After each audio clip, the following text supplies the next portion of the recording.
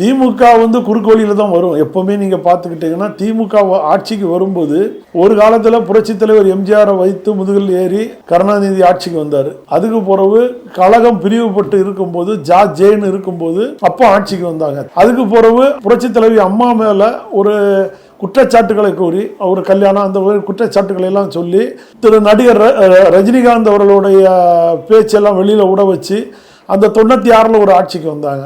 அதுக்கு பிறகு 2006 வரும்போது மைனாரிட்டி அரசு காங்கிரஸ் காலை பிடிச்சி தான் ஆட்சியை நடத்த முடிஞ்சுது. இப்பவும் கட்சி பிளவுபட்டு கட்சியோட செயல்பாடு நான்கா இருக்கிற காலகட்டத்தில் தான் திமுக வர முடிஞ்சுது.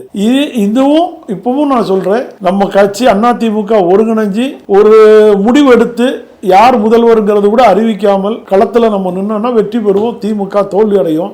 அப்படி இல்லைன்னா திமுக அதிமுகவை எதுக்கணும்னா 10 கட்சியோட சேர்ந்து அதிமுகவை எதுக்க வேண்டிய கட்டாயத்தில் இருக்கு. நான் இப்பவுமே சொல்றேன், அதிமுக பிரிஞ்சு தானே இருக்கு. திமுக தனிச்சு நிக்க சொல்லுங்க, அப்பவும் நிக்காது. நின்னா அதிமுக ஜெயிச்சிடும் தெரியும். நீங்க கூட்டணியோட இருக்கும் போதே புரட்சி தலைவி அம்மா எந்த கூட்டணியும் வேண்டான்னு தன்னிச்சு நின்று சிங்கமா நின்னாங்கல்ல, வெற்றி பெற்றாங்கல்ல. 135 தொகுதியில அதிமுக நீங்க தானே பிரிச்சு வச்சிருக்கீங்க. வழக்குகள் எல்லாம் போடாம எடப்பாடி பழனிசாமிக்கு ஒரு அழுத்தம் கொடுத்து வச்சிருக்கீங்க. நின்றுட்டு போக, அது அப்போ வெற்றி பெற முடியுமான்னு பாருங்க. அது தேர்தல் போர்க்களத்தில் நிற்கிறது. இது இல்லாமல் நம்மளுடைய பிரிவினை அவர்களை மீண்டும் வர வைக்க தோணும். அதனால மக்கள் விரும்பி அளிக்கும் ஓட்டல்ல, நல்லா புரிஞ்சிருங்க, பணத்திற்காக கிடைக்கக்கூடிய ஓட்டா இருக்கும்.